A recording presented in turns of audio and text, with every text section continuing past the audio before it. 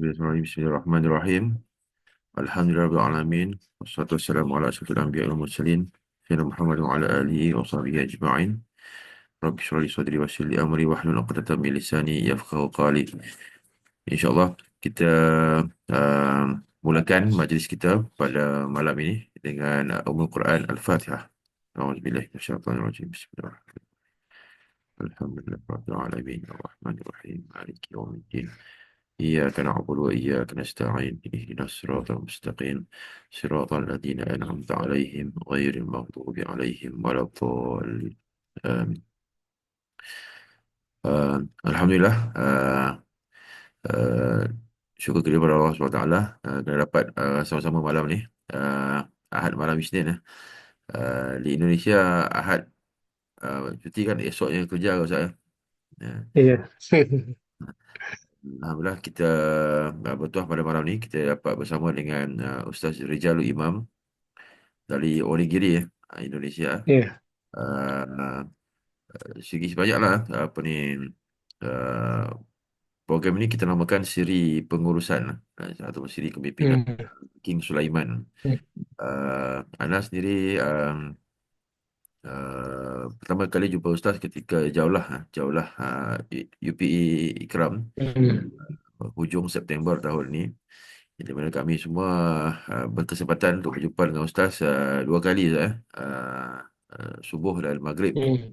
untuk sesi kuliah, yang di mana Ustaz Rizal ada sharekan tentang kepimpinan, pengurusan menurut kisah Nabi Sulaiman di dalam Al-Quran, yang di mana uh, uh, perkongsian ini adalah perkongsian uh, hasil dari master thesis Ustaz ya, uh, dia yang dibukukan untuk orang ramai.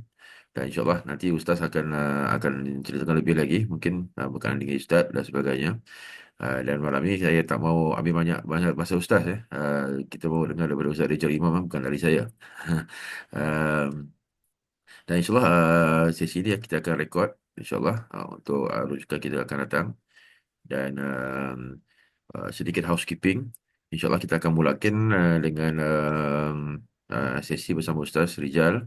Dan seterusnya kita akan InsyaAllah kita akan buka lah untuk Q&A sekiranya ada nanti di hujungnya. Ataupun sesiapa yang ada soalan boleh terus ke ruangan chat, dan boleh tanya di situ terus supaya kita boleh kumpulkan soalan-soalan insyaAllah. Um, dan nanti Ana sendiri akan buat WhatsApp group juga, Ustaz Hmm. Rijal bersama dengan peserta-peserta, supaya kita boleh update program-program yang seterusnya kita akan anjurkan online dan juga offline. Okay. Sebab sudah menjadi hasrat UPA ya, ini pemeriksaan ekonomi Ikram, untuk kita nak jemput Hmm. Ustaz Rijal untuk datang ke Malaysia untuk bersama-sama dengan kita, pengurus-pengurus, pimpinan-pimpinan, ketua-ketua organisasi, dan sekiranya tidak ada jawatan apa-apa pun, kita juga pimpinan ya, kepada diri sendiri dan keluarga. Jadi Hmm. itu ada kita mahukan supaya kita boleh teruskan lagi insyaAllah perbincangan Hmm. dengan Ustaz Rizal insyaAllah. Jadi tanpa membuang masa lagi, Ana ingin berjemput Ustaz Rizal Imam dari Onigiri ya, Indonesia, untuk langsung mengambil pentas untuk sesi perkongsian insyaAllah. Tafadhol masykuran insyaAllah. Hmm. Baik, terima kasih Dr. Mustaqim atas pengantarnya. Assalamualaikum warahmatullahi wabarakatuh. Alhamdulillahirrabbilalamin. Wassalatu wassalamu ala sayyidina Muhammadin wa ala alihi wa ashabihi wa azwajihi wa dzurriyyatihi ajma'in. Terima kasih Bapak Ibu, Tuan-Tuan semuanya atas waktu yang disediakan. Dan ini adalah kesempatan yang sangat berharga sekali. Saya menghormati waktu Bapak Ibu semua dalam 1-2 jam ke depan, karena Bapak Ibu telah memberikan waktu terbaiknya untuk kita mengkaji sebuah hal yang sangat penting bagi kita semuanya ya. Dan di sesi kali ini kita akan bahas tentang eh, abundant ya, keberlimpahan eh, khas Nabi Sulaiman alaihissalam. Jadi Bapak Ibu, di dalam Al-Quran itu ada 2 surat ya. Ada banyak, ada 7 ya sebenarnya. Ada 2 surat yang utama yang membahas tentang Nabi Sulaiman dengan sangat detil ya, dengan sangat detil. Nah, yaitu adalah surat Sad dan surat An-Naml. Nah, kalau Bapak Ibu perhatikan di dalam surat Sad itu ada kalimat ayat 54-nya tuh. Inna hadza larizquna ma lahu min nafad. Sungguh ini adalah rezeki kami yang tiada habis-habisnya. Nah, ini menarik ya. Kenapa ada di dalam surat Sad ada ayat seperti itu gitu. Itu ayat sebenarnya terkait dengan surga yang tiada habis-habisnya. Kalau di dunia kita hidup, ya, semakin bertambah usia kita, semakin tua kita, semakin keriput ya kalau dalam bahasa Indonesia nih. Kulit kita nih semakin apa ya tampak tua lah begitu ya. Tapi kalau di surga itu setiap hari semakin muda, semakin segar. Bahkan setiap hari Jumat itu ada pasar yang kemudian suami-suami bertemu di sana dan begitu pulang ke surganya masing-masing, mereka akan apa eh, kagum begitu. Ini siapa nih kan itu ya, semakin gagah, semakin tampan begitu ya. Nah, itu di surga semakin indah begitu, semakin muda lagi ya, semakin eh, bagus lagi. Nah, itu terkait dengan rezeki yang tiada habis-habisnya. Tetapi yang menarik ternyata di dalam surat yang sama ya, itu surat itu mengungkap ayat-ayat yang panjang tentang Nabi Sulaiman alaihissalam. Nah, itu tepatnya adalah itu di dalam apa namanya ayat 29 sampai ayat 40 ya. Jadi di dalam surat Shad ini ya Bapak Ibu itu mengupas tentang bagaimana Nabi Sulaiman itu bisa bertahan ya di situasi yang tidak baik-baik saja kan gitu ya. Jadi ketika ekonomi global tidak baik-baik saja, beliau bisa bertahan begitu ya. Nah, yang ditampilkan sebenarnya itu bukan mengenai apa tentang apa situasi ekonomi Nabi Sulaiman tidak begitu ya. Tapi ujian yang dihadapi oleh Nabi Sulaiman. Bahkan ujiannya ini itu sampai tinggal fisiknya saja kan gitu ya.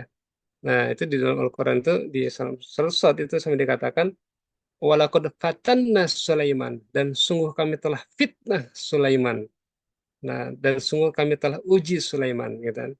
Ada ala wa alqaina ala kursihi jasadan dan kami geletakkan dia di atas kursinya sebagai tubuh gitu kan, jasad gitu kan. Nah, ini menarik begitu. Kenapa diuji sampai luar biasa? Bahkan kalimat yang digunakan fatana fitnah gitu kan kami uji apa Nabi Sulaiman begitu. Itu dengan ujian yang sangat luar biasa besarnya. Tidak menggunakan kalimat asoba atau musibah begitu ya. Nah, ini menunjukkan ada satu ujian yang sangat berat yang dihadapi oleh Nabi Sulaiman. Dan ujian ini itu sampai-sampai ditegaskan jasadan. Hanya tubuhnya saja yang tersisa, istilahnya gitu ya. Gitu. Padahal masih ada ruhnya, masih ada. Betul. Ini seolah-olah ingin menggambarkan bahwa Nabi Sulaiman sampai kehilangan mimpinya, impiannya, gitu kan, visinya, kehilangan berbagai macam ide, begitu ya. Hanya tinggal tubuhnya saja, gitu kan. Dan dia tergeletak di atas kursi, begitu ya. Nah, kenapa bisa begitu, begitu? Nah, karena Nabi Sulaiman ini adalah satu di antara banyak anak Nabi Daud. Jadi Nabi Daud ini dikisahkan punya 100 istri. Gitu kan. Terbayang gitu kalau satu istri satu anak ada 100 anak gitu. Kalau satu istri 5 anak bisa dibayangkan banyak sekali kan.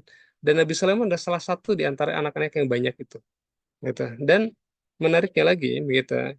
Dari sekian banyak itu ternyata semakin berusia bertambah usia Nabi Daud ini itu semakin apa terjadi semacam perebutan gitu ya, perebutan kekuasaan di kalangan Bani Israel gitu ya. Ini siapakah yang akan melanjutkan Daud begitu. Nah, semuanya terjadi faksi dan terjadi peperangan di antara Bani Israel begitu ya. Bahkan sampai-sampai masing-masing orang tuanya, ibunya itu memberikan provokasi begitu ya, kepada anak-anaknya untuk merebut kekuasaan Nabi Daud begitu. Karena kenapa? Ya Kak, kamu adalah anaknya raja, anaknya nabi begitu ya. Nah, sehingga terjadi peperangan begitu. Itu diriwayatkannya begitu. Nah, Allah alam benar tidaknya begitu. Tapi pelajarannya adalah bahwa situasi Nabi Sulaiman itu sampai dia tergeletak di atas kursi jasadan gitu. Jadi hanya sampai tubuhnya saja gitu. Ini ibaratnya kita mengalami COVID gitu, kemudian lockdown gitu kan, kita tidak bisa kemanapun dan kita jatuh begitu, bangkrut begitu. Nah, tapi bagaimana Nabi Sulaiman bisa bertahan begitu, bahkan bisa berlimpah begitu di suatu seperti itu. Nah, ini yang menarik, ini yang kita akan kita bahas ya. Ternyata ya, Bapak Ibu semua, tuan-tuan semua ya, bahwa eh, Nabi Sulaiman ini mengalami keberlimpahan yang luar biasa begitu ya. Sampai-sampai Allah Allah gantikan gitu kendaraan kudanya menjadi kendaraan angin. Dan kendaraan anginnya itu saya hitung ya, itu 6,2 kali kecepatan lebih cepat daripada kecepatan suara gitu kan. Nah, ini kenapa? Karena di dalam surat yang lain dikatakan bahwa perjalanan Nabi Sulaiman dalam pagi hari itu setara dengan 1 bulan dan perjalanan di sore hari sama dengan 1 bulan. Jadi pagi sore itu sama dengan 2 bulan. Gitu. 2 bulan artinya 60 hari dikali 24 dikali 40 mph gitu kan. 40 mil per hour begitu ya. Dan kemudian nanti dibagi sekitar 12 jam gitu pagi sore gitu. Itu hasilnya adalah 6,2 kali kecepatan suara. Gitu. Jadi sangat cepat sekali begitu ya. Nah, itu bisa berlimpah seperti itu bagaimana begitu ya. Kendaraannya berganti, kemudian timnya juga expert begitu ya. Nah, itu ternyata kalau dianalisis di dalam surat Shad ya, itu ada 9 kunci. Nah, ini Bapak Ibu semuanya, ini sangat penting untuk kita, terutama para pebisnis ya.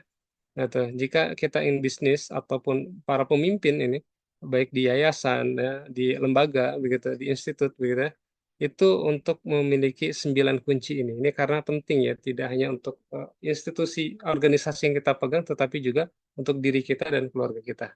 Ya, apa saja saya izin untuk menampilkan apa namanya slide-nya, Dr. Mustaqim, apa boleh ditampilkan?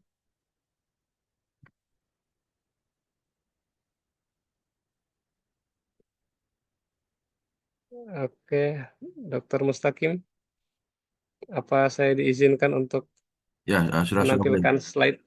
Sudah boleh Ustaz. Ya. Udah boleh, oke. Ya,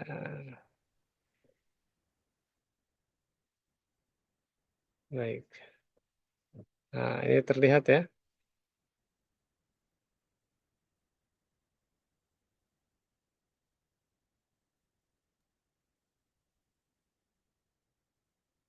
Ini Ya, sudah masih boleh. terlihat di sini? Sudah Terlihat bisa. semua ya? Bisa. Oke, baik. Nah, di sini ya, Bapak Ibu, teman-teman semuanya, tentang metode keberlimpahan Nabi Sulaiman. Ya. Perlu saya sampaikan bahwa di dunia ini ada 2 alam, yaitu alam yang tampak dan yang tidak tampak, materi, imateri. Gitu kan. Nah, apa itu alam tampak? Gitu kan. Apa itu alam tidak tampak begitu ya? Nah, alam tampak itu adalah alam materi yang secara fisik terlihat. Gitu. Alam yang tidak tampak itu adalah alam diantaranya adalah alam pikiran, perasaan, mindset, framework, paradigma, persepsi, mental set, sifat, sikap. Ya, itu adalah yang alam tidak tampak. Atau alam tak tampak ini diperbaiki, alam yang materi akan ikut menjadi lebih baik. Jadi maksudnya apa? Jadi yang materi itu akan mengikut yang tidak materi, gitu. Jadi, nah ini yang harus kita ubah dulu. Kalau kita mengubah pikiran, maka akan terjadi perubahan dalam dunia nyata. Kita merubah perasaan, maka akan terjadi perubahan di alam nyatanya, begitu ya. Mengubah mindset, maka akan mengubah faktanya, begitu. Nah ini penting teman-teman semuanya, begitu. Contohnya seperti apa? Misal ya, misal mohon maaf nih, di rumah itu ada kotoran. Ya, kalau mindset kita atau pikiran kita, minda kita itu berpikir bahwa ya kotoran, biarin aja gitu. Nah, ya tidak akan ada perubahan gitu. Kenapa? Pikirannya mengatakan biarkan saja. Tapi kalau kemudian pikiran kita itu mengatakan oh ini kalau dibersihkan an-nadzafatu minal iman. Kebersihan ini daripada iman begitu. Saya bersihkan aja biar saya dapat pahala gitu kan. Maka begitu merubah pikiran kita dari tadinya tuh membiarkan begitu menjadi berpikir jadi mengejar pahala begitu ya, maka yang terjadi adalah kebersihan. Nah, gitu. Jadi maka ubah dulu alam tidak tampak ini sehingga alam tampaknya akan berubah. Nah, ini yang penting ya. Dan nanti kita akan lihat 9 kunci keberlimpahan ini adalah mengubah alam imateri ini. Oke, ya. Nah, ini dia. 9 prinsip atau 9 kunci ini ya. Itu adalah bahan dasar ya, bahan dasar utama dan penting. Jangan dilewatkan satupun ya. Tapi eh, tak tahu nih, kira-kira waktunya tak cukup atau gimana ya nanti ya. Kalau tak cukup nanti akan kita lanjutkan di Malaysia nanti ya. Oke. Yang pertama, teman-teman, bahwa 9 prinsip ini sifatnya berurutan atau kronologis, ya. Tidak bisa diacak, jadi harus dilakukan secara bertahap. Nah, ini teman-teman ya, kalau para chef gitu kan, para orang yang jago masak di dunia itu biasanya mereka itu menyampaikan ini bahan-bahannya ini, tapi mereka tidak membuka rahasia tahapan memasaknya, gitu kan. Karena rahasianya di tahapannya itu gitu. Nah, orang tahu bahan-bahannya tapi tidak tahu tahapannya, ya rasanya beda begitu ya, pasti beda. Nah, sama halnya ketika teman-teman udah tahu ini 9 prinsip ini, usahakan juga urutannya dijaga, kemudian apa namanya diintegrasikan, disatukan semua sehingga menjadi hidangan yang sangat luar biasa. Oke. Kenapa kronologis atau bertahap begitu ya? Gitu. Nah, manfaatnya adalah agar mudah diingat. Dan ini karena memang sifatnya juga cerita. Jadi di surat Shad ayat 29 sampai 40 ini Allah mengungkapkannya dalam bentuk kisah gitu sehingga kita mudah untuk mengingatnya. Ya, itu yang kedua, itu ada pesan berurutan. Jadi bertahap begitu ya.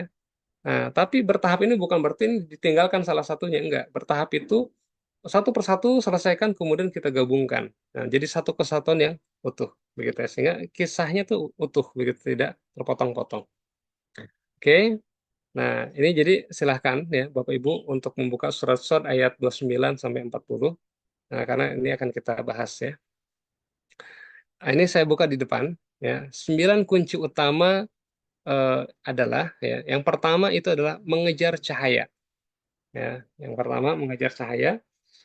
Yang kedua, tidak membenci harta. Nah, yang ketiga itu menyayangi makhluk. Nah, kenapa menyayangi makhluk? Ini perlu saya tekankan di sini. Ini diantaranya adalah tabungan pahala kita ada di sini. Ya. Yang keempat itu adalah inabah, ya kembali suka kembali kepada Allah.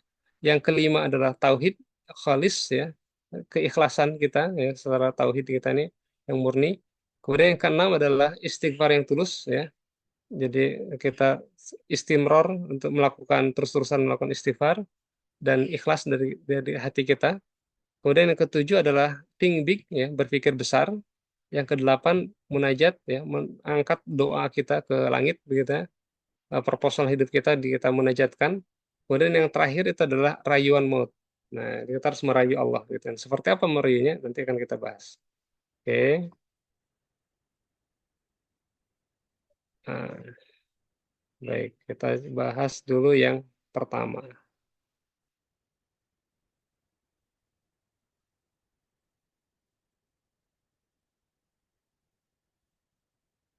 Ya.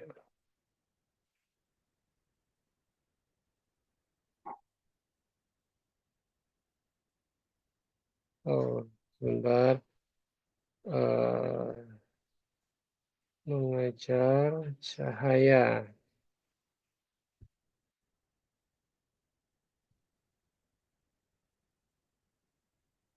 Oke, baik. Di sini kelihatan ya. Em,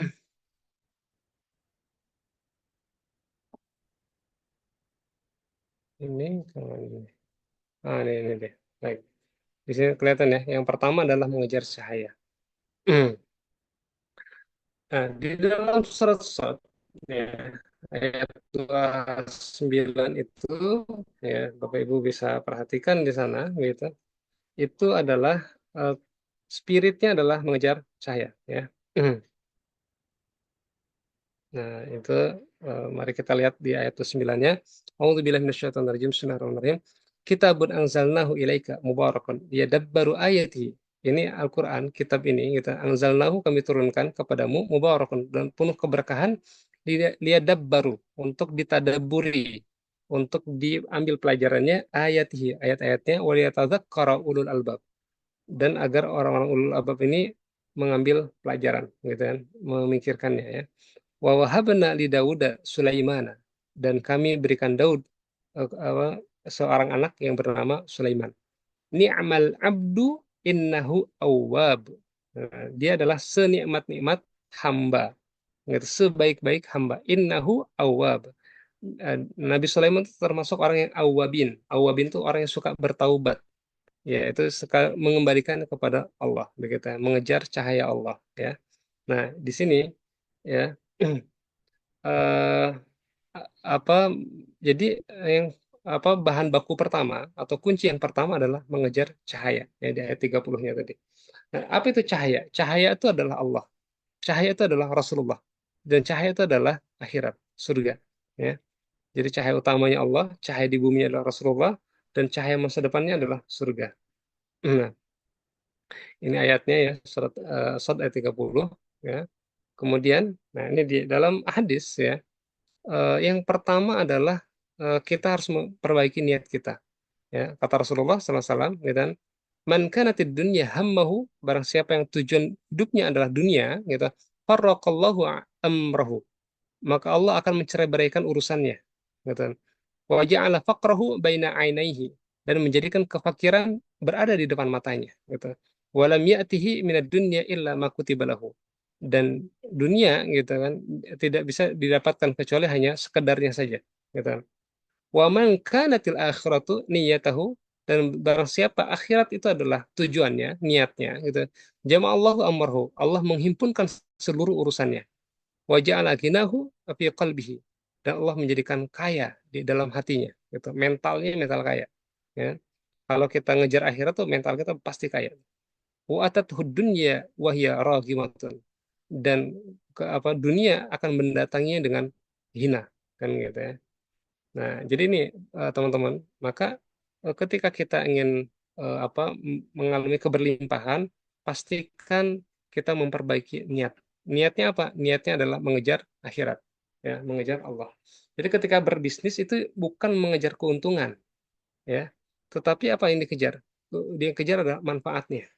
Kalau yang dikejar itu adalah manfaat seluas-luasnya, keuntungan pasti ikut. Nah, gitu ya. Keuntungan profit itu tuh pasti ikut benefitnya, gitu ya. Nah, terus apa amalan mengejar cahayanya? Nah, diantaranya adalah itu tahajud, ya. Tahajudnya 1000 ayat, atau duha itu 12 rakaat, atau membaca Al-Ikhlas 10 kali, atau menolong orang lain. Nah, ini diantaranya banyak sekali ya, banyak sekali amalannya. Ini saya tampilkan ada 4. Kenapa 1000? Begitu ya. Nah, di dalam hadis Rasulullah SAW ya, jadi kata Rasulullah, gitu, barang siapa melaksanakan sholat malam itu membaca 10 ayat, laisa tuktabuhu minal ghafilin. Dia tidak akan dicatat sebagai orang lalai, gitu. Nah, jadi kalau kita baca 10 ayat itu ya sekitar surat Al-Fatihah dengan Al-Ikhlas misalnya kan itu ya. Itu kan 11 tuh. Nah, itu laisa tuktabu minal ghafilin. Tidak akan dicatat sebagai orang yang lalai, gitu kan. Ya salat witir lah itu 1 rakaat. Atau gitu kan, barang siapa melaksanakan sholat malamnya itu adalah 100 ayat, mi'atu ayatin, gitu kan, maka bahwa minal qanitin, dia akan dicatat sebagai orang yang taat, gitu, sebagai orang yang taat. Nah, jadi kalau kita ingin dicatat di sisi Allah sebagai hamba yang taat, pastikan sholat tahajud kita adalah minimalnya 100 ayat. Ya kalau 100 ayat itu bisa juga 1 rakaat, ya, bisa 1 rakaat. Contoh misalnya menggunakan Al-Fatihah dan apa Al-Waqiah. Al-Waqiah itu 96 ayat. Kalau Al-Fatihahnya 7 ayat kan. Gitu. Jadi ya di atas 100 ayat gitu. Nah, atau bisa juga 10 atau 11 rakaat begitu ya. Masing-masing surat Al-Fatihah dan surat-surat pendek misalnya. Jadi totalnya juga ada 100 ayat juga. Nah, itu yang jelas yang kita kejar minimalnya adalah 100 ayat agar dicatat di sisi Allah sebagai hamba yang taat.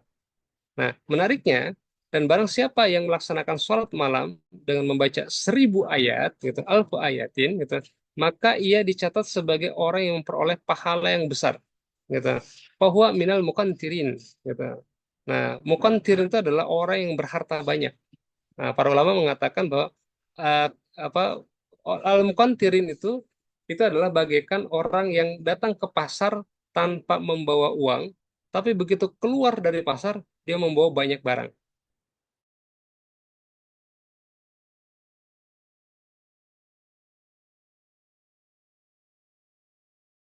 Didapatkan itu. Nah, itu diantaranya adalah karena rutin sholat tahajud dengan 1.000 ayat, gitu ya. Oke, kemudian apa lagi yang bisa kita punya spirit mengejar cahaya? Diantaranya adalah sholat duha juga. Jadi tahajud ya, tahajud itu selain mengangkat derajat kita, begitu ya kan, ke derajat yang mulia, begitu. Itu juga bisa menjadikan kita mukantirin, gitu kan. Ibadahnya orang-orang yang berharta banyak begitu ya. Dan itu bukan hanya harta materi saja, tetapi juga yang sifatnya imaterial gitu ya. Nah, kemudian duha, ya, duha 12 rakaat. Gitu kan. Di dalam hadis At-Tirmizi dan Ibnu Majah itu dikatakan bahwa Rasulullah mengatakan barang siapa yang melaksanakan sholat duha sebanyak 12 rakaat, ya, maka akan dibangunkan untuknya istana di surga. Jadi kalau ada ditanya, kenapa sholat duhanya 12 rakaat? Saya lagi ada proyek. Gitu. Proyeknya adalah membangun properti di surga. Nah, gitu ya. Jadi yang dikejar itu adalah akhiratnya. Gitu kan. Kalau kita akhirat, insya Allah dunia akan ikut. Ya, caranya gimana? Ya tidak cukup hanya dua rakaat. Kalau 2 rakaat ya badan sehat, gitu kan. Nah, apa? Tapi kalau mau rezeki ya minimalnya 4 rakaat. Ya, Allah akan akan penuhi rezekinya di hari itu juga, gitu, di sore harinya. Nah, tapi kalau mau rezekinya banyak begitu kan, everlasting gitu, jangka panjang begitu. Nah, itu kalau bisa 12 rakaat gitu. Ya awalnya tidak bisa langsung 12 rakaat ya. Mungkin berat. Minimal latih dulu, riyadhah dulu, 2 rakaat dulu, besok 2 rakaat lagi, besok tambah jadi 4 rakaat, tambah lagi gitu sampai ke angka 12 rakaat. Setiap selesai 2 rakaat salam gitu ya. Oke, kemudian adalah al-ikhlas. Ya, al-ikhlas baca 10 kali. Gitu kan. Di dalam hadis riwayat Ahmad itu ada dikatakan ya, barang siapa membaca Qul huwallahu ahad, itu Allah akan memberikannya gitu kan, 10 kali ya, itu Allah akan memberikannya istana di surga. Gitu kan. Nah, ini jadi satu apa satu istana itu juga bisa dibaca sambil duduk-duduk, sambil santai, sambil ngopi, baca Qul huwallahu 10 kali. Itu sudah dapat 10 istana. Satu istana begitu ya. Nah, kemudian apa lagi gitu kan? Agar kita bisa niat kita itu mengejar pahala cahaya surga ini, cahaya Allah ini. Gitu. Di antaranya adalah menunaikan hajat orang lain. Jadi kita bantu orang gitu, bantu orang menunaikan kebutuhannya gitu. Nah, kenapa kata Rasulullah barang siapa yang bersegera memenuhi kebutuhan saudaranya gitu kan, itu lebih aku cintai daripada ibadahnya di masjid selama sebulan gitu, di masjid ini, di Masjid Nabawi gitu. Bayangkan ya, Masjid Nabawi gitu ya, 1.000 kali pahalanya daripada sholat di masjid biasa begitu kan.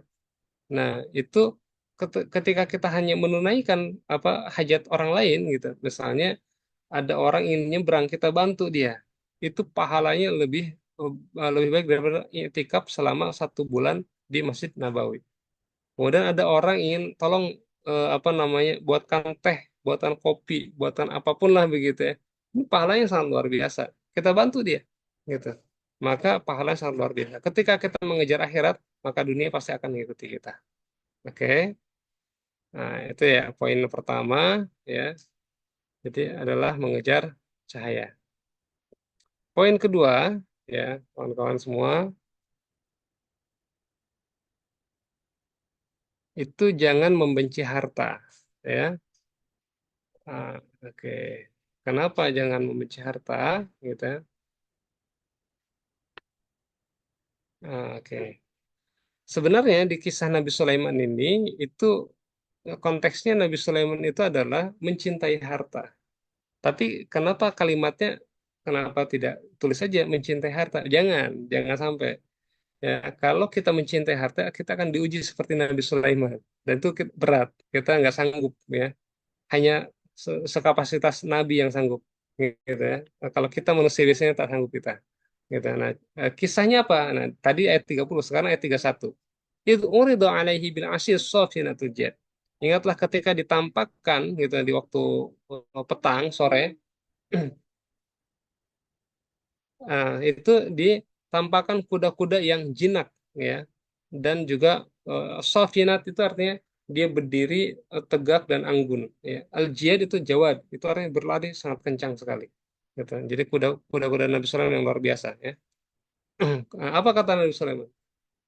Respon dia terhadap harta yang ditampakkan tadi adalah ini ahbabtu hubbal khairi an dzikri rabbi. Sesungguhnya aku menyukai harta yang baik ini. Ya, kuda-kuda tadi sebagai bentuk mengingat kebesaran Tuhanku. Nah, itu an dzikri rabbi. Jadi ingat harta, ingat mobil, ingat rumah, rumah bagus, mobil bagus, gitu ya. Itu kita yang diingat apa? Itu yang diingat adalah kebesaran Allah. Alhamdulillah ya Allah, Engkau berikan rumah, Engkau berikan saya mobil dan sebagainya begitu. Nah itu jadi bukan pada aspek bahwa ini ada hasil usahaku, bukan. Yang diingat adalah ang zikri Rabbi. Ini adalah sebagai bentuk ingatku kepada Allah, gitu ya.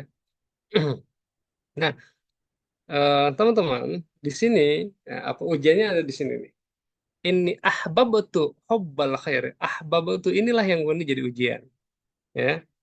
Karena cinta terhadap harta, gitu, Nabi Sulaiman diuji, gitu. Walaqad fatanna Sulaiman, dan sungguh kami telah fitnah Sulaiman, kami uji Sulaiman. Wa alqaina ala kursi jasadan, dan kami geletakkan dia di atas kursinya jasadan sampai tinggal seonggok tubuhnya saja. Summa anaba. Setelah itu apa? Dia berinabah, dia bertaubat. Gitu kan. Nah ini untungnya beliau bertaubat dan untungnya lagi beliau adalah sekapasitas Nabi. Jadi masih sanggup untuk menghadapi ujian itu. Kalau kita, belum tentu tuh. Ya, belum tentu kita lolos gitu ya. Maka oleh karena itu jangan cinta terhadap harta. Terus apa? Jangan benci juga. Nah, itu minimal tuh udah jangan benci. Dingin saja terhadap harta ini ya, jangan terlalu apa namanya cinta-cinta terhadap harta. Ya. Kenapa jangan benci harta ya? Memang ada kalimat seseorang itu akan bersama dengan yang dicintainya. Ini kata Rasulullah gitu kan. Tapi untuk urusan dunia jangan cinta-cinta amat dengan dunia ini ya. Kenapa? Karena dunia ini akan ditinggalkan. Ya, dunia ini tempat kita meninggal kan itu ya. Nah, jadi apa jangan tapi juga jangan membencinya. Ya, kalau benci kita jadi harta juga akan membenci kita, ya, apa akan jauh dari kita, gitu. Jadi dingin saja. Dan uang itu energinya dingin, gitu. Kalau dikejar malah menjauh, gitu. Kalau diam, diam juga, ya, malah nggak datang. Terus bagaimana, gitu kan? Tinggalkan, gitu. Ditinggalkan harta malah mendekat. Terus kita meninggalkan kemana? Gitu. Kita berlarinya kemana? Ke akhirat. Kita kejar akhiratnya. Kita kejar cahayanya. Kita kejar manfaatnya. Maka harta akan ikut kita. Gitu. Jadi itu tuh poinnya. Nah di sini teman-teman, ya, tentang harta ini, itu kan masalah cinta itu ada yang di hati. Nah, biarkan yang di hati itu Allah saja yang bertahta di hati kita. Dan biarkan harta itu hanya di genggaman tangan saja. Jadi urusan harta jangan masukkan ke dalam hati. Karena kalau bisa salah itu bisa jadi penyakit hati. Gitu ya teman-teman ya. Nah, terus bagaimana begitu tentang harta ini?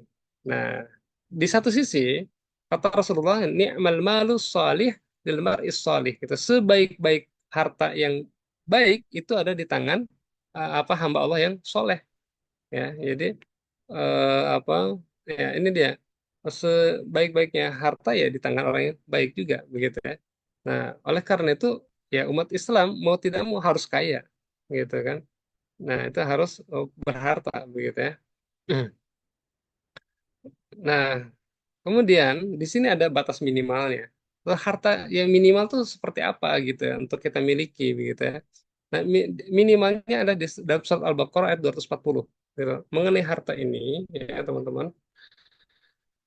Em, والذين يتوفون منكم ويذرون أزواجا وصية لأزواجهم متاعا إلى الحول غير إخراج. Nah, kuncinya ada di sana.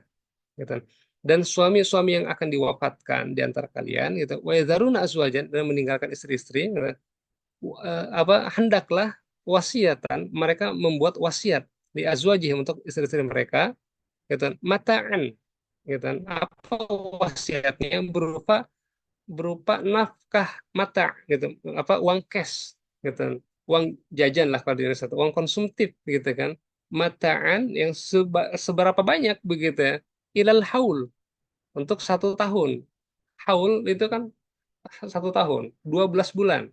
Para perencana keuangan itu, financial planner itu mengatakan bahwa minimalnya uang darurat itu ada 6 kali ke pengeluaran bulanan. Misal kalau misalnya 1 bulan kita pengeluaran 10 juta begitu ya, di Indonesia ya, itu 10 juta rupiah gitu. Itu ya setidaknya kita harus punya uang 6 kali pengeluaran bulanan kita gitu. Tapi menariknya di Al-Qur'an bukan 6 kali pengeluaran bulanan, tetapi 12 kalinya gitu. Agar apa? Setahun itu istri, anak-anak kita tuh prepare, siap semuanya gitu, dan tidak menjadi beban orang lain gitu ya. Nah, sehingga apa ya, lebih banyak begitu ya gitu. Nah, maka di sini harus dicek begitu. Kita bekerja ini tidak dalam konteks mencintai harta, tetapi kita untuk bisa saving gitu, saving, menabung. Jadi menabung ini penting ya teman-teman ya, menabung ini jangan ditinggalkan gitu kan. Ada orang bilang, "Oh, nggak usah nabung, nabung kita adalah sedekah, dan nabung kita misalnya ya diputar bisnis saja begitu ya." Eh, Teman-teman semua, semuanya ada kategorinya, ada untuk sedekah, ada untuk nabung, ada untuk bisnis ya, semuanya tinggal dialokasikan gitu ya. Nah, jadi kenapa? Karena ini perintah Al-Quran juga. Ya, menabung ini ke perintah Al-Quran. Minimalnya berapa? Minimalnya 12 kali pengeluaran bulanan. Itu tabungan kita tuh. Kalau misalnya pengeluaran bulanan itu 10 juta, begitu, maka minimalnya ada 12 kalinya. Itu 120 juta. Gitu kan. Nah, ini tantangan sendiri ya. Gitu kan. Nah, itu minimal tuh. Gitu. Tidak benci harta, tetapi juga tidak mencintai. Tapi kita minimal punya harta. Kan gitu ya. Oke, jadi ini dia ya. Nah, di ayat ini kalimatnya adalah mata'an ilal haul ghaira ikhraj, tanpa terusir, tanpa keluar, gitu kan. Nah, artinya apa? Artinya kita punya rumah sendiri, tidak numpang, tidak sewa, gitu kan, tidak kontrak, begitu ya. Punya rumah sendiri. Nah, kan, ghaira ikhraj, tanpa dikeluarkan orang, gitu kan. Nah, menariknya gitu, apa, dalam Islam ini setidaknya 1 kali penghasilan itu bisa menopang 2 periode, gitu kan. Jadi apa, ini teorinya Nabi Yusuf gitu kan. Satu penghasilan 7 tahun itu bisa menopang 14 tahun, begitu kan. Nah, jadi ada fase aktif, ada fase pasifnya, begitu ya. Gitu. Oke, nah ini ya. Kalau cinta gimana dengan harta? Nah, ini juga, ini Nabi Sulaiman mengungkapkan ya gitu. Ini ahbab betul, aku cinta gitu. Hubbal khairi, terhadap harta ini gitu kan. Itu dengan sangat cinta sekali gitu.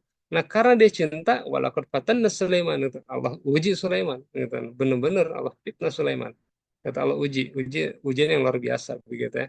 Nah, kita tidak sanggup. Maka oleh karena itu jangan cinta pada harta ya. Cukup sekadarnya saja tadi ya. Gitu. Oke, baik. Teman-teman, 2 poin ini. Masih ada waktu, Dokter Mustaqim? Ya, masih ada, Sas. Oke,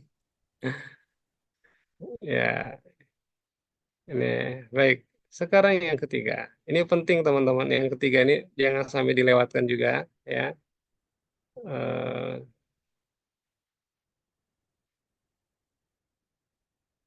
oke, yang ketiga adalah sayangi makhluk ya. Eh, ini dia di ayat tiga-tiganya kan. Rudduha alayya. Nah, tadi kan kudanya tuh apa, berangkat gitu kan, berlari kencang gitu kan. Hatta tawarat bil hijab gitu, sampai kemudian dia membumbung, apa, menghalangi lah pemandangan begitu, saking kencangnya dan membumbung apa, debu-debunya begitu ya. Nah, kemudian kata Nabi SAW, ini kayaknya terlalu jauh ini, rudduha alayya gitu, kembalikan gitu, apa, kuda-kuda itu kepadaku. Setelah kembali, fatafiqa mashan bisuqi wal a'naq, lalu kemudian Nabi Sulaiman mengusap-ngusap kaki dan leher kuda itu. Nah, berarti sayang banget gitu kan kepada hewan-hewan ini. Nabi Sulaiman ini tampak sayang, penyayang hewan ya. Bahkan nanti di surat An-Naml itu sayang terhadap semut, sampai semut tuh apa, terdengar suara semut itu ya, nggak boleh diinjak-injak begitu ya. sayang pada burung hudhud, semua burung gitu kan, dan sebagainya. Dia menyayanginya gitu. Nah, ini jadi di poin ketiga ya teman-teman semua, setelah mengejar cahaya juga dingin terhadap harta, yang ketiga adalah sayangi makhluk. Kenapa? Ini di sini teman-teman, di dalam Islam ada 5 jenis ukhuwah ya. Yang pertama adalah ukhuwah Islamiyah, persaudaraan Islam. Jelas ya. Innamal mu'minuna ikhwatun. Setiap mukmin itu bersaudara. Yang kedua ada ukhuwah insaniyah, gitu kan. Itu adalah persaudaraan sesama manusia. Gitu. Dimanapun, gitu, agama apapun, gitu, selama dia manusia, dia adalah saudara. Gitu kan. Ada orang celaka, langsung bantu saja. Gitu. Tidak harus menanyakan agamamu apa, begitu kan. Nah, yang ketiga itu ukhuwah watoniyah, persaudaraan kebangsaan. Jadi ada semacam apa eh, persaudaraan dalam satu bangsa. Ya, Bapak Ibu kalau sesama warga Malaysia misalnya ada di luar negeri, itu akan bertemu, begitu bertemu seperti saudara sendiri. Gitu. Kenapa? Karena satu bangsa. Ya. Kemudian yang keempat itu ada ukhuwah nabatiyah. Nah, ini persaudaraan pada tumbuhan. Ya. Maksudnya bagaimana? Kata Rasulullah, kalau kalian berperang, maka jangan membunuh para orang tua, jangan membunuh wanita, jangan membunuh anak-anak, dan jangan merusak pohon-pohon. Nah, pohon aja gitu kan. Di waktu perang gitu, waktu yang sangat luar biasa begitu, itu tidak boleh dihancurkan. Gitu. Artinya apa? Ya kita harus bersahabat dengan tumbuhan, gitu ya. Nah, karena tumbuhan ini akan terus menghasilkan oksigen dan itu yang kita butuhkan, gitu ya. Nah, akan membuat dunia ini hijau, gitu. Dan itu yang kita butuhkan, kan gitu ya. Nah, jadi harus kita bisa memelihara tumbuhan. Yang kelima yaitu adalah ukhuwah hayawaniyah, persaudaraan terhadap hewan. Maksudnya bagaimana begitu ya? Tadi Nabi Sulaiman itu penyayang makhluk. Bahkan Rasulullah SAW juga mencontohkan sangat luar biasa sempurnanya gitu kan. Apa sayang terhadap makhluk. Bahkan kalaupun hewan itu harus disembelih, ini kata Rasulullah, itu apa namanya? Asahlah pisaumu. Jadi pisau itu harus tajam, gitu kan? Gitu. Tajam ketika menyembelih Bismillahi Allahu Akbar, selesai. Gitu. Bagi hewan yang di akhir hayatnya adalah diucapkan Bismillahi Allahu Akbar, oh senang sekali, senangnya luar biasa. Gitu kan. Bagi kita mungkin mengerikan karena berdarah begitu, tapi bagi hewan senangnya luar biasa. Di akhir hayatnya itu dengan kalimat Bismillahi Allahu Akbar, begitu kan. Dan tidak menyiksanya. Kenapa tidak menyiksanya? Gitu kan. Karena tajam. Tapi kalau tumpul, di apa berkali-kali, kasihan sekali hewannya begitu ya. Mau dipotong nggak jadi, itu kasihan, jadi melukai apa lehernya begitu. Tapi begitu tajam, selesai gitu kan. Singkat begitu. Itu apa namanya? Nah, ini di sini ada terbangun ukhuwah hewaniyah gitu. Nah, sayang terhadap hewan ini juga ternyata itu adalah indikasi bahwa kita harus sayang terhadap makhluk Allah, tidak hanya hewan, semua begitu ya. Nah, di sini teman-teman, saya perlu menyampaikan tentang segitiga ya. Ada mindset segitiga biru ya. Nah, ternyata ini segitiga ini itu adalah tentang sumber pahala kita. Ada pada Allah, ada pada makhluk. Sayang pada Allah, sayang pada makhluk ya. Nah, kepada Allah dan kepada makhluk ini itu ada sumber saldo pahala ya, account bank kita, ya. Account bank gaib kita gitu ya. Nah, di sini ada segitiga hitam dan segitiga biru. Ya, apa itu segitiga hitam? Segitiga hitam adalah kebutuhan hidup kita atau bahkan dosa-dosa kita. Semakin banyak dosa kita kepada Allah, semakin hitam. Semakin banyak dosa kita kepada manusia juga semakin hitam. Gitu. Nah, kemudian apa itu segitiga biru? Segitiga biru, yang biru adalah fitrah kita. Gitu. Fitrah yang Allah berikan atau bahkan pahala. Dan semakin banyak apa kita mendekat kepada Allah, itu pahala semakin bertambah. Sama halnya semakin banyak kita mendekat kepada makhluk ya, berderma pada makhluk-makhluk Allah gitu, sayang pada makhluk Allah, itu juga akan jadi sumber pahala kita. Mari kita lihat ya. Kita ini pernah biru, Bapak Ibu, ya. Segitiga ini pernah biru. Dekat Allah, dekat makhluk Allah. Kapan itu? Sejak lahir, ya. Saat kita kecil, itu kita tidak disuruh kejar apa kerja, tapi diberikan rezeki. Sebelum balik gitu ya, kita itu dimanjakan oleh orang tua kita. Masuk sekolah, masuk pesantren, kita masuk apapun begitu. Dunia melayani kita full. Kenapa? Karena kita tidak ada beban dosa dan pahala. Itu di bawah 15 tahun atau sebelum balik gitu kan. Mungkin perempuan lebih cepat lagi gitu ya. atau laki-laki itu ketika mimpi basah, gitu kan. Nah, ketika kita biru, gitu kan, apa namanya, fitrah kita terjaga, gitu kan, dunia melayani kita luar biasa, gitu kan. Nah, bagaimana kita bisa bertahan gitu di era yang saat ini begitu? Kita harus bisa biru segitiga kita, gitu. Nah, agar dunia kita tetap full. Nah, ini full barokah gitu. Nah, anehnya kok bisa muncul segitiga hitam, gitu kan? Dan kalau makin membesar, ini kehidupan kita mulai gelap, gitu. Kenapa bisa begitu? Nah, karena kebutuhan hidup kita semakin banyak, ya. Semakin kita dewasa, terjadilah taklif, gitu kan? Pembebanan pahala dan dosa, gitu. Ya, maka begitu 15 tahun kita tidak sholat, itu jadi hitam. Kita tidak berbuat baik pada orang tua, itu jadi hitam. Kita tidak berbuat baik pada tetangga, jadi hitam. Gitu. Jadi segitiga hitam kita makin besar, gitu kan. Nah, bagaimana kemudian masih ada birunya, ya? Karena fitrah kita masih terjaga mungkin, atau mungkin kita terus mengejar pahalanya, gitu kan. Tapi antara segitiga hitam dan biru ini berkejaran, makanya pahala harus dilakukan terus-terusan, dari mulai tahajud, apa kemudian subuh, ya qobla subuhnya juga, kemudian apa qobla ba'da zuhurnya, semuanya harus kita kejar tuh. Kemudian kita juga harus berbuat baik pada orang tua, pada tetangga kita, pada teman-teman kita, silaturahim dan sebagainya terus gitu. Agar apa? Biru, gitu ya. Karena apa? Karena hidup kita ini dikejar sama yang hitam, gitu ya. Ada kebutuhan hidup, bahkan ada dosa-dosa kita yang apa mengikuti kita terus begitu ya. Karena apa? Karena manusia ya sifatnya ada lupa dan hilaf begitu ya. Nah, ini maka kita harus berkejaran gitu kan dengan membiru ini. Kalau tidak begitu, gitu kan, ya, ya hidup makin terasa sempit. Kenapa? Kebutuhan terus bertambah, dosa makin nambah. Kepada Allah nggak pernah bersyukur misalnya, jauh nggak sholat lagi, nggak zakat lagi dan sebagainya. Makin hitam kita.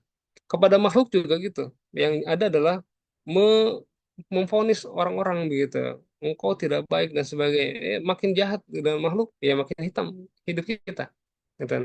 Nah, belum lagi fitrah kita makin tergerus, ya, semakin apa menipis gitu ya.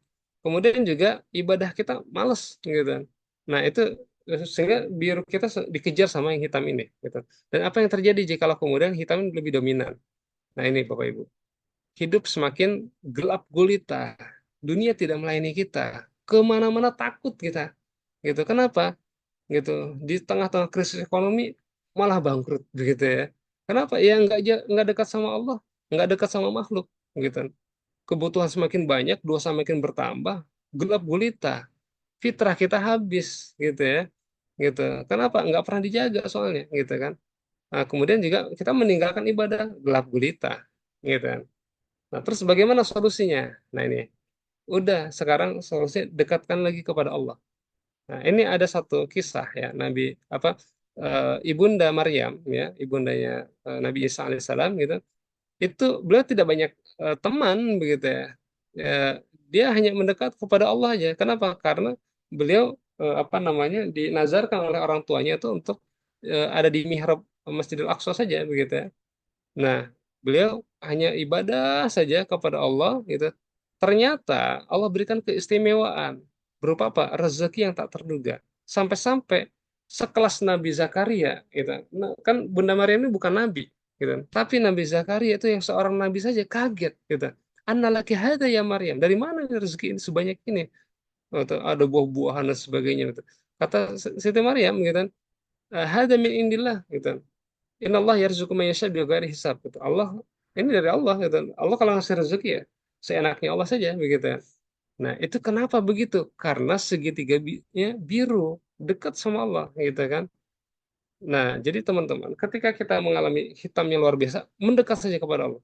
Maka mulai terlihat tuh birunya tuh. Nah, sekarang ada satu contoh juga tuh. Contoh adalah seorang wanita pelacur, dia ingin bertaubat, tapi tidak ketemu ustadz, tidak ketemu orang yang bisa membimbing dia. Tapi dalam hatinya dia ingin menolong siapapun lah gitu kan itu. Apa ternyata dia melihat ada anjing yang kehausan. Kemudian dia apa ambilkan slopnya gitu, sepatunya diambil air gitu dari sumur itu, dikasih minum pada anjing itu, lalu kemudian meninggal. Begitu meninggal, malaikat berdebat. Tetapi apa kata Allah? Masukkan dia ke surga. Lah kenapa begitu? Bukankah wanita ini adalah pelacur? Dosa pelacur itu luar biasa gitu, dosa besar. Bisa dianggap ini adalah wanita kotor begitu ya. Kemudian juga anjing juga itu adalah hewan yang najis mughaladhah gitu kan. Apa yang najisnya itu sangat berat sekali begitu ya. Itu. Tapi kok bisa gitu yang dianggap yang apa, paling kotor, paling rusak, paling berat ini begitu, itu malah masuk surga gitu. Kenapa? Karena ternyata wanita ini ingin bertaubat, tidak ada jalan lain, dia hanya kecuali menolong makhluk Allah. Begitu menolong makhluk Allah gitu, walaupun itu ada anjing begitu ya, itu ternyata biru gitu. Nah ini ya, jadi hitamnya tuh terlampaui gitu oleh birunya dia.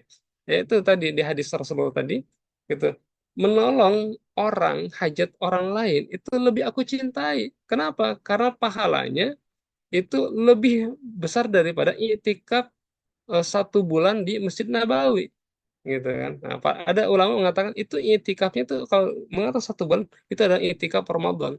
Bayangkan kalau Ramadan berapa ratus kali lipat lagi daripada hari biasanya. Belum lagi di dalamnya ada Lailatul Qadarnya gitu. Berarti pahala menolong makhluk itu sangat luar biasa besarnya. Ya, oke. Nah, ini kalau kita terus-terusan dekat sama Allah, dekat sama makhluk gitu kan, dengan cara kita perbaiki ibadah, melayani makhluk, saldo pahala kita semakin besar, menjalani hidup juga semakin tenang. Ya, kebutuhan dunia jadi kecil, gitu, masalah selesai, gitu.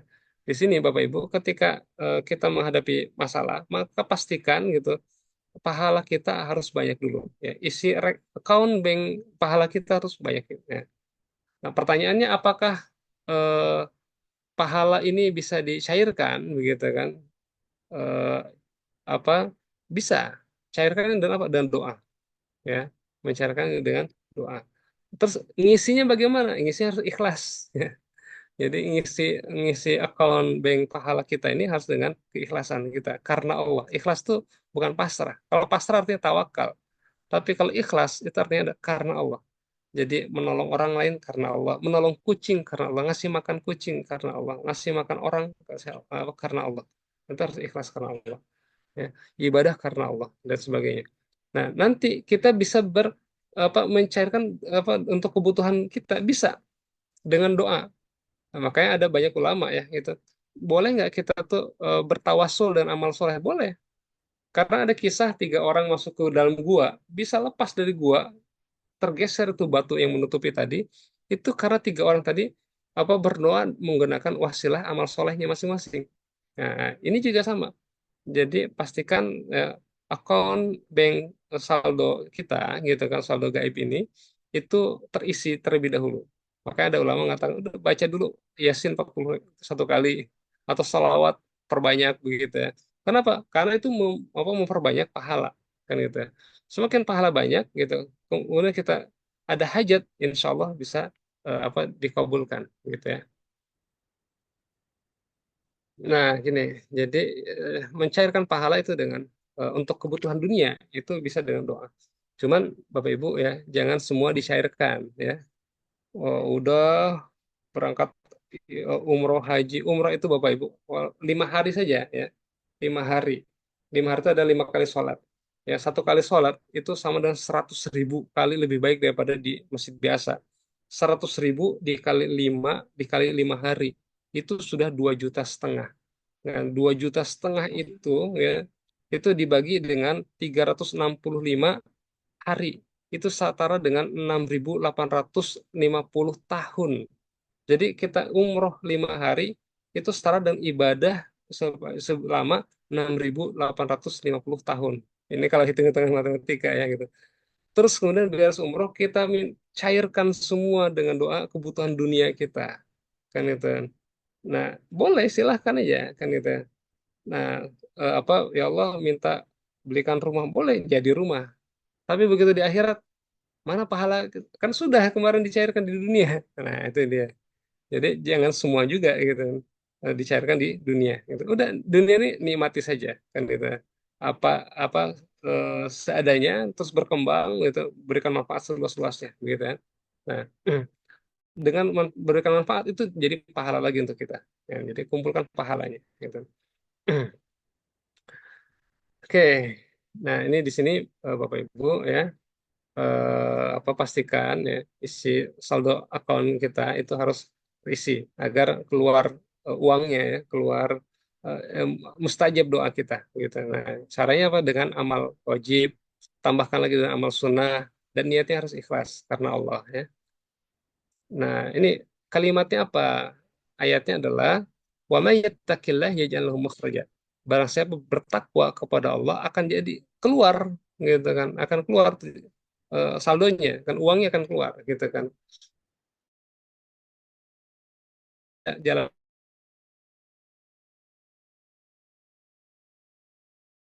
pasti berpahala dan meninggalkan apa yang dilarang itu juga pasti berpahala gitu. Jadi mengisi saldo pahala kita gitu kan itu akan jadi jalan keluar hidup kita gitu. Jadi di situasi yang tidak baik-baik saja kita penuhi dengan penuh ibadah insya Allah itu jadi jalan keluar. Nah menariknya lagi wayarzuqhu min haitsu la yahtasib. Dan kalau pahala kita banyak itu akan berlimpah rezeki kita juga. Dia tak terduga. Terus jadi apa gitu nah. Maka ajaklah tim kita, karyawan-karyawan kita, keluarga kita, istri anak-anak kita itu untuk beramal soleh juga. Gitu. Ya, semakin banyak orang beramal soleh, semakin terisi saldo pahala kita. Gitu. Nah, sehingga kemudian itu jadi amal jariah kita. Nah, itu biasanya orang seperti itu akan mendapatkan rezeki yang tak terduga. Ya. Nah, di sini Bapak Ibu, ya, kita juga bisa juga berwasilah dan hamba Allah yang segitiganya biru semua, tidak ada setitik pun hitamnya. Apa itu? Itu bersalah kepada Rasulullah SAW. Ya, kenapa? Karena Rasulullah sudah diampuni dosanya, begitu kan? Nah, itu kita bisa bersolawat ya. Itu salat otomatis cinta segitiga, cinta kepada Allah, cinta kepada makhluk ya, kepada Rasulullah SAW, begitu ya. Dan Allah akan bersalat kepada kita 10 kalinya, itu lebih dahsyat lagi, begitu ya.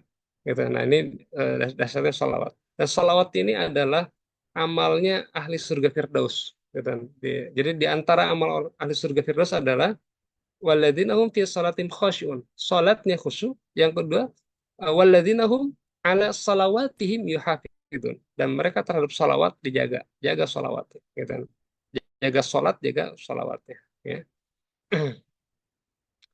Oke, nah di sini Bapak Ibu semua terkait dengan menyayangi makhluk ini, maka siapkanlah makanan, sedekahi hewan. Di antaranya apa? Siapkan makanan buat kucing misalnya. Nah, atau bagi-bagi gula ya untuk semut gitu ya, semut lewat kasih gula gitu kan.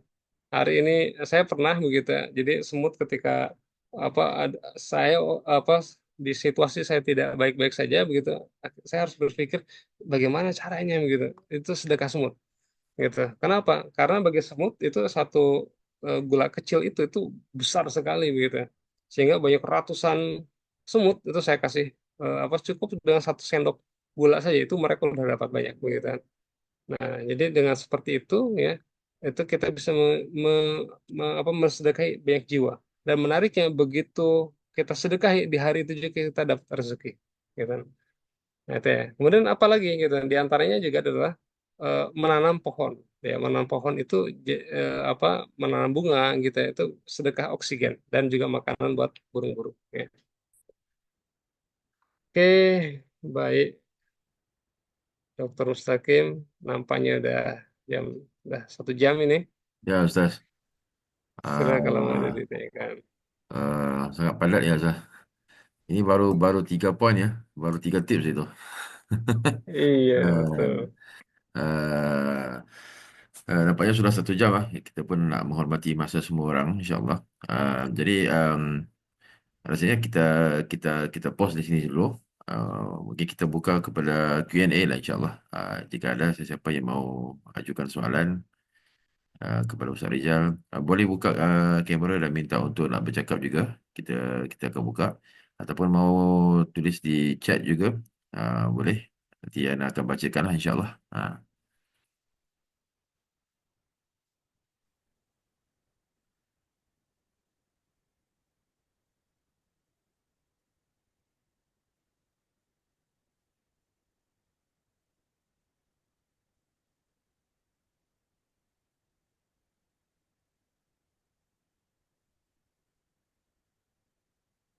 Ada soalan ada orang yang PM mana berkenaan Hmm. dengan tu simpanan simpanan 12 kali pengeluaran, maknanya 12 kali pendapatan ya. Uh, Hmm.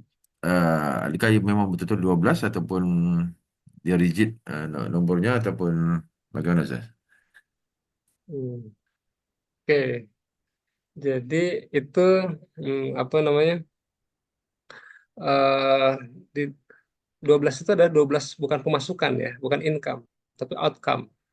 Jadi 12 kali pengeluaran bulanan kita.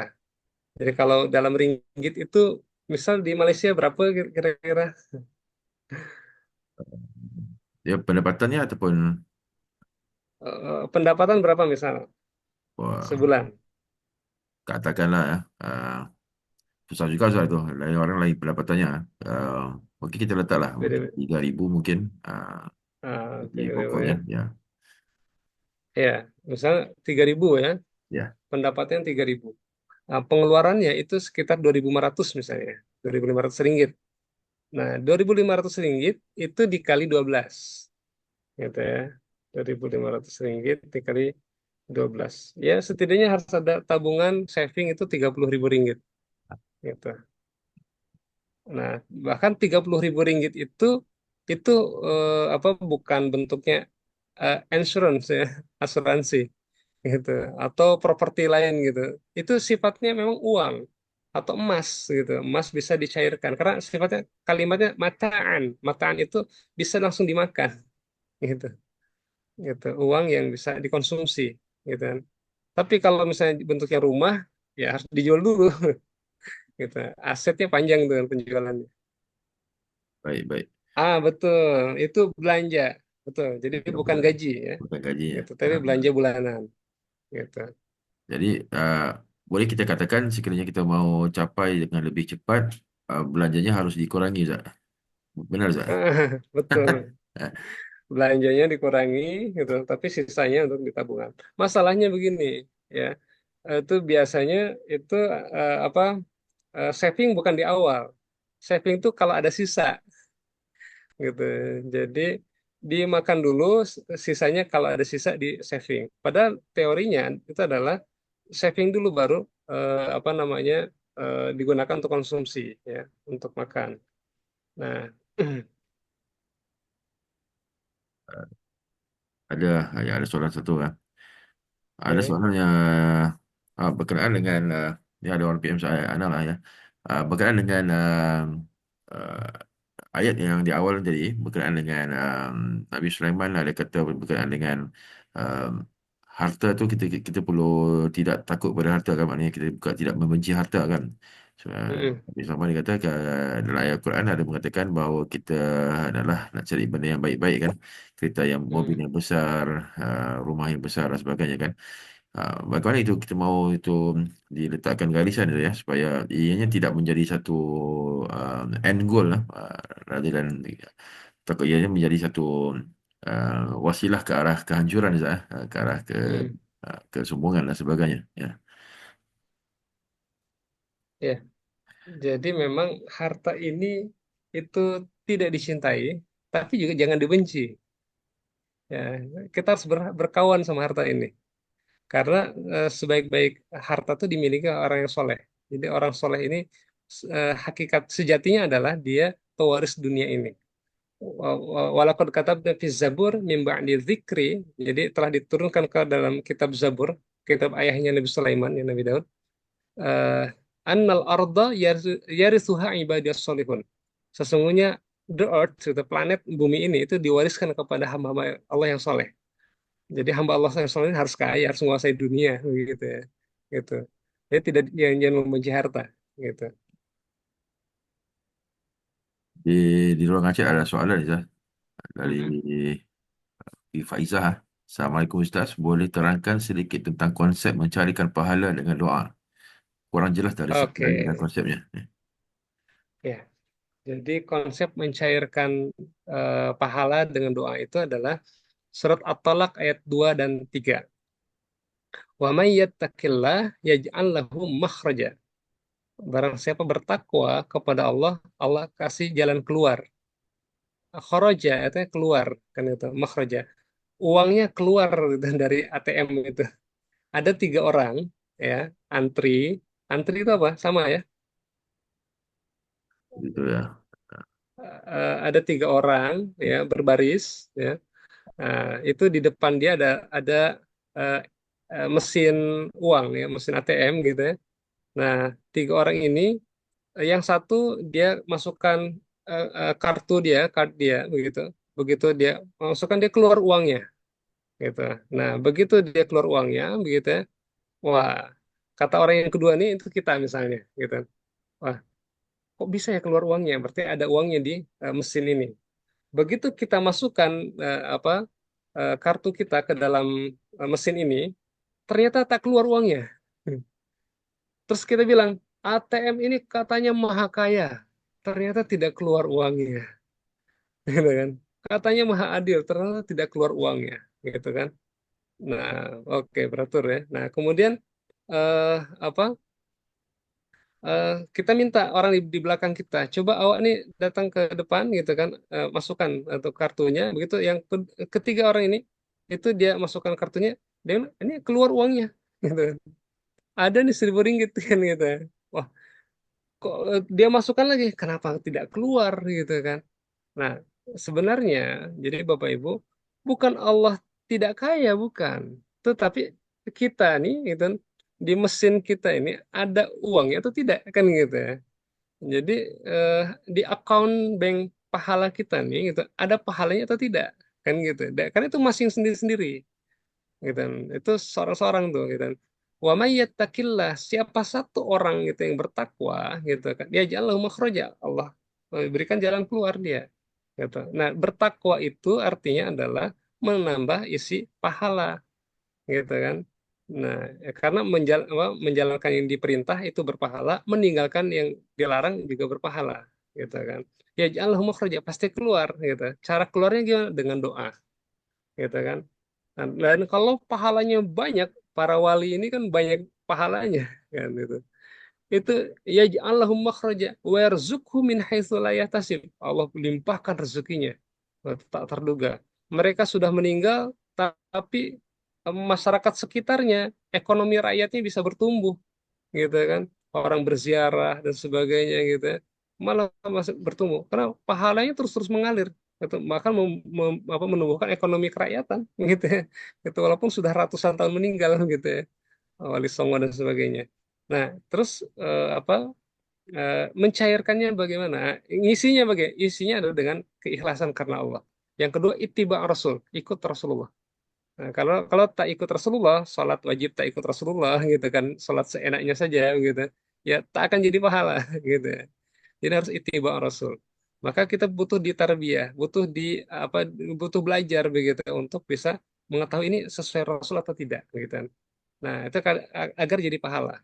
Nah, kemudian cairkannya doa gitu. Nah, doa ini itu pastikan dulu kita harus punya pahalanya. Kalau tidak, gitu tidak akan keluar gitu, gitu. Nah, bahkan doa itu ya, apa namanya, itu harus di dalam surat surat As-Sajdah ya. Kalau tidak salah itu ayat 19 ya. Itu As-Sajdah itu harus khaufan wa tama'an. Gitu. Harus khauf, harus takut, dan harus tamak. Tamak itu apa ya? Rakus. Ya, jadi doa itu yad'una rabbahum khaufan wa tama'an gitu. Apa doa minta itu kepada Allah tuh harus tamak gitu kan. Ya Allah, minta mobil, minta rumah, minta makan, minta minum, minta apapun, jodoh misalnya, minta sukses, minta kaya, minta apapun, harus tamak gitu, harus rakus gitu. Jadi jangan hanya satu saja gitu. Itu sampai segitunya. Di dalam Islam sampai sebegitunya gitu kan. Jadi konsepnya begitu ya gitu. Nah, tapi pastikan kita ada pahalanya atau tidak gitu. Kok saya udah banyak minta tapi tidak keluar, tidak diijabah nih. Ya nggak ada pahalanya soalnya gitu. Tidak ada isinya di apa ATM-nya tadi gitu. Oke, next. Ada dua soalan lagi saya. Uh, Oke. Jika diuduhannya 12 rakaat dianugerahkan istana di syurga, apakah boleh dicairkan istana tersebut bagi keperluan dunia? Aha, Bagaimana? bagus ini, luar Ya, biasa. ya. Oke.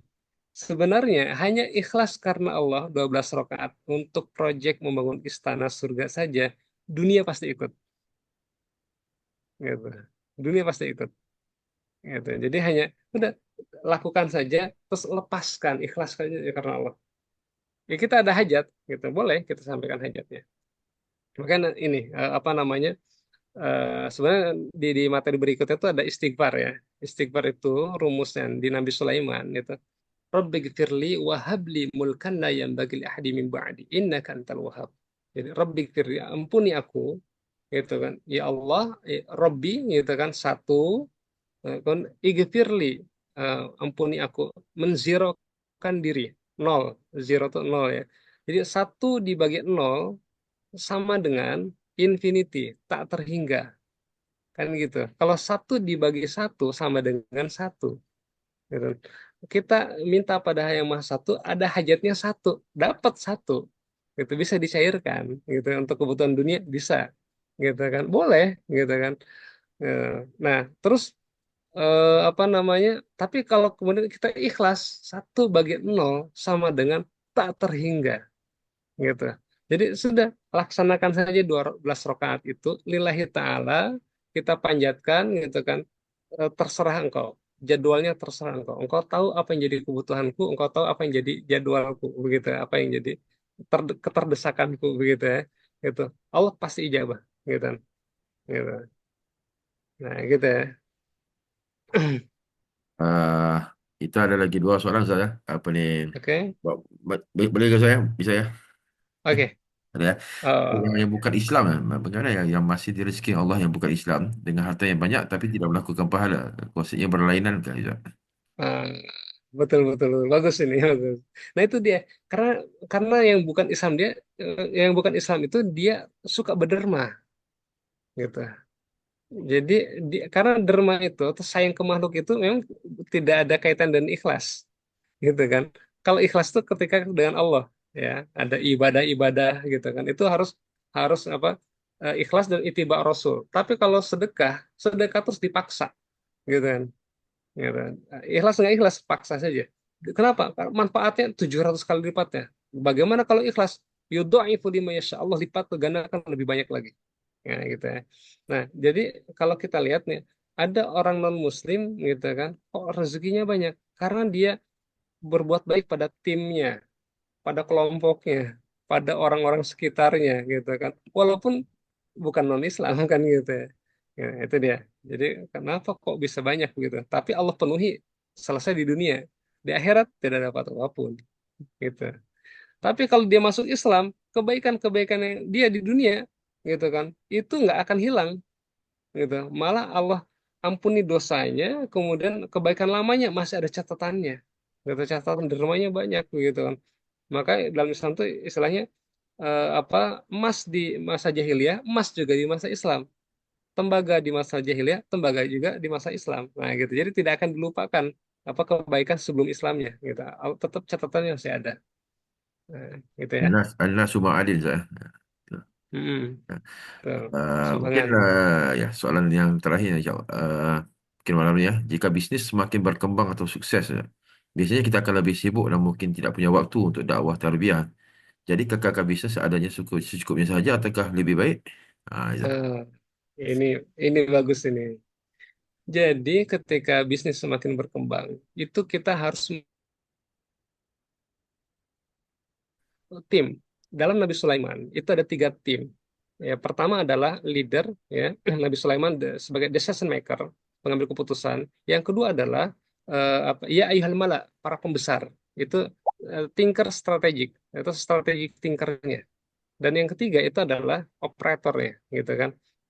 Itu nanti di surat Sulaiman, ya, di surat An-Naml, nanti di pembahasan yang kedua ya, Dokter Mustaqim ya. Ya, Ini insyaAllah. menarik nih. Ini Nah, di yang kedua ini lebih lebih seru lagi nih di An-Naml nih soalnya nih. Nah, nanti di apa di An-Naml ini, ya, itu kita, ya, ketika berkembang atau sukses itu kita lebih banyak beribadahnya, gitu. Dan yang bekerja siapa? Tim di bawah kita. Nah, maka di dalam kitab Al-Hikam itu ya, Ibnu Athaillah itu saya mengatakan hamba itu ada 2 jenis. Ada yang tajrid, ada yang kasab. gitu kan. Yang kasab itu siapa? Mereka hamba yang harus kerja keras, tapi agar dapat rezeki, ya harus dapat gaji bulanan gitu kan, upah gitu kan. Nah, tapi ada namanya apa yang tajrid. Itu hamba yang ya tidak kerja keras gitu kan. Dia hanya mengatur orang gitu, lihat laporannya, melakukan pengawasan, dia dapat ya sebagai brand owner lah gitu kan. Dia pemiliknya saja gitu. Yang bekerja timnya gitu. Ya, jadi apa dakwah malah masih bisa berkembang gitu. Kenapa? Bisnisnya sudah dilakukan oleh timnya gitu.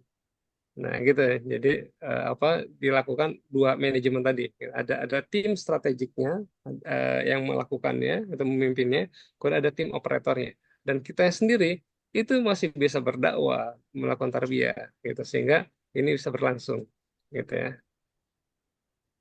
Baik, Ustaz, Alhamdulillah. Kita rasanya malam ini sudah padat, Ustaz, sudah penuh dalam Ya, kepalanya, Ustaz, ya. Harapnya kita ya boleh boleh, boleh. boleh aplikasikan terus, Ustaz, ya. Dalam kita esok Eh, langsung terus duhanya 12 rakaat, Ustaz, ya. Minimum, ya, Ustaz, ya.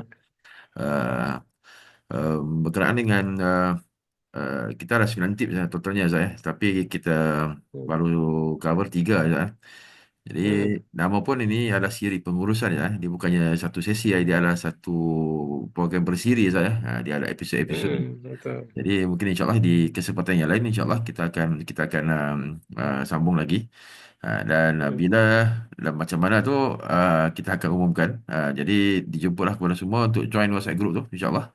Dan boleh hmm, isi form. Okay. Cuma untuk mereka-mereka yang stay sampai habis ni, ya, kita ada hmm. sedikit hadiah lah insyaAllah. Uh, Kebetulan masa Ana ke Indonesia bulan 2 bulan lepas, Ana ada beli 2 buku, Ustaz. Oh, Masya Oleh Allah. Quantum Leadership ni, Ustaz. Mungkin tak nampak lah. Okey. Okey. Jadi boleh nampak kat atas tu lah. Okey. Satu naskah tu Ana Oke, ingin hadiahkan. Ana hadiahkan kepada seorang yang bertuah, insyaAllah. Sesiapa yang Masya join Allah. grup siri pengurusan, insyaAllah dalam tu Ustaz Rizal ada juga. Dan Ya. dan siapa yang isi form saja, isi form, Hmm, form pendaftaran, simple form, InsyaAllah kita akan update tentang program-program kita yang akan datang. InsyaAllah dalam hmm, rencananya tu kita bercadang, UPE, Unit Pemfokusan Ekonomi Ikram, bercadang untuk memanggil Ustaz Rizal actually, untuk ke Malaysia. hmm, Detailnya kita akan kongsi. Jadi kami nak dapatkan survey dahulu tentang bentuk program, masa yang sesuai, dan topik-topik apa yang hmm, kita nak letakkan insyaAllah. hmm, Cadangannya begitu. Uh, dan sehingga itu kita akan buat beberapa siri online, dan seterusnya kita akan tengok bagaimana berdasarkan kepada demand dan sebagainya insyaAllah. Um, hmm. jadi insyaAllah boleh lihat kepada ruangan chat sekarang, boleh join grup WhatsApp sekarang, Oh, okey, dan juga isi Google Form. Very simple lah, ada 5 soalannya kat situ. Okey. Masukkan detail dan kemudiannya ada beberapa soalan yes and no dan sebagainya. Um, dan kita akan jumpa dalam WhatsApp group dan um, di existing group yang lain juga lah. Kita akan, oh, ya, betul juga, tapi kita mainly kita akan buat detail lebih di dalam grup WhatsApp oh, insyaAllah. Okay. hmm, Mungkin sebagai kata penutup daripada Ana, insyaAllah sebelum bahas pada Ustaz Rizal semula untuk penutupnya. Um, kita selama ini kita banyak melihat kepada uh, buku-buku sastra, buku-buku rujukan dari yang ditulis oleh Barat, ya, yang bukannya hmm, Muslim dan sebagainya kan. Padahal kita terlepas pandang, uh, rujukan yang utama itu Al-Quran itu sendiri, hadis Rasulullah SAW yang sudah menyatakan bagaimana kita mau menyelesaikan masalah kepimpinan, masalah bisnes, ya, uh, hmm, masalah pendapatan, masalah keuangan dan sebagainya, yang yang yang disusun alhamdulillah oleh Ustaz Rizal Imam ni, dalam tesis beliau. Jadi insyaAllah ada buku lagi coming soon juga insyaAllah, Ustaz. Masya Allah. Berkenaan dengan Hmm, kisah yang lain juga. Jadi insyaAllah um, kita harapkan kita dapat sampaikan apa yang dikongsikan oleh Ustaz Rizal Imam ni ke seluruh Malaysia, insyaAllah kepada semua pimpinan-pimpinan, pendiri bisnes, pengurus organisasi, dan sekiranya anda tidak ada jawatan dan sebagainya, kita semua adalah pemimpin, kita semua adalah pengurus kepada diri sendiri, dan juga keluarga hmm, kita insyaAllah. Dan kita harus ingat yang Semua ini Allah itu sudah dah terangkan di dalam Al-Quran kan. Hudan linnas Hmm. sebagai petunjuk kepada manusia. Jadi Hmm. adalah petunjuk ini dalam Al-Quran. Dan InsyaAllah Ustaz Rijal Imam telah berjaya alhamdulillah membantu untuk ekstrak apa yang Hmm. dinyatakan di dalam Al-Quran dalam malam ini khususnya kisah Nabi Sulaiman untuk kita punya Hmm. rujukan insyaAllah. Jadi grup sudah diwujudkan di WhatsApp dan boleh boleh boleh join insyaallah. Dan segitu mungkin kata akhir Ustaz Rizal sebelum kita tutup malam ni insyaallah. Ya, baik. Ya, terima kasih Dr. Mustaqim ya, Bapak Ibu semuanya. Jadi memang eh, banyak sekali hikmah yang bisa diambil ya di antara kisah Nabi Sulaiman ini gitu ya. Dan memang saya tulis buku ini ya 450 halaman itu karena tidak banyak kajian yang meneliti tentang kisah-kisah kepemimpinan ya. Selain hanya Nabi Muhammad SAW gitu, itu lengkap kalau Nabi Muhammad SAW. Tapi nabi-nabi yang lain itu sangat sedikit sekali gitu. Nah, sehingga kemudian saya di kampus waktu itu ya, itu saya teliti sampai kemudian jadi master, jadi tesis ya. Nah, dan insya Allah Bapak Ibu itu akan kita buatkan trainingnya itu nanti di Malaysia ya bersama Dr. Mustaqim. Nah, jadi mudah-mudahan nanti kita bisa ketemu di Malaysia di bulan Desember, salah ya, dokter Rencana ya. gitu nanti kita akan confirm insyaallah nanti. Ah, oke oke, Insya Allah ya. Nah, nanti di grup silahkan ikuti ya grupnya. Kita akan diskusi lebih banyak lagi. Nanti kan kita dalami gitu kan. Dan mudah-mudahan ini jadi apa? Jadi lompatan untuk kita semua ya dalam banyak hal, dalam spiritual atau material, Insya Allah. Ya. Apa? Jadi terima kasih kepada Ustaz Rizal atas masa dan perkongsian pada malam ini. Semoga kita semua apa kita diberkati oleh Allah SWT. Dan insyaAllah Hmm. kita peringatan kepada semua join WhatsApp group, isi Google Form. Okey. Dan insyaAllah satu orang yang bertuah akan post satu naskah buku dan buku ni happen to be Ustaz Rizal sudah sign dia dengan signature dengan signature. Jadi buku ni lebih mahal itu bukannya buku yang kosong Hmm. InsyaAllah di author telah sign insyaAllah. Jadi itu saja daripada anda yang terbaik. Terima kasih kepada Ustaz Rizal sekali lagi. Kita tangguhkan majlis dengan tasbih kafarah dan suratul as. Subhanakallah. Subhanallah. Asyhadu an la ilaha illa anta, astaghfiruka wa atubu ilaik. Terima kasih semua. Recording insyaAllah anda akan share di dalam grup WhatsApp sahaja. Mereka yang PM tepi anda tak layan lah. Kita share dalam grup insyaAllah. Kita kumpul di dalam grup insyaAllah. Okay. Terima kasih Ustaz Rizal sekali lagi. Dan kepada semua, kita ada total 51 partisipan. So, sekarang kita ada 40 yang masih tunggu sampai ke hujung insyaAllah. Setia bersama walaupun kita sudah lebih setengah jam. Alhamdulillah. Rasa sekejap, sebentar je. InsyaAllah. Siap aja. Okey, jazakallahu khairan. Katsirah diucapkan. Assalamualaikum warahmatullahi wabarakatuh. Waalaikumsalam warahmatullahi wabarakatuh. Wah. Ya Allah, Ustaz. Ya Allah.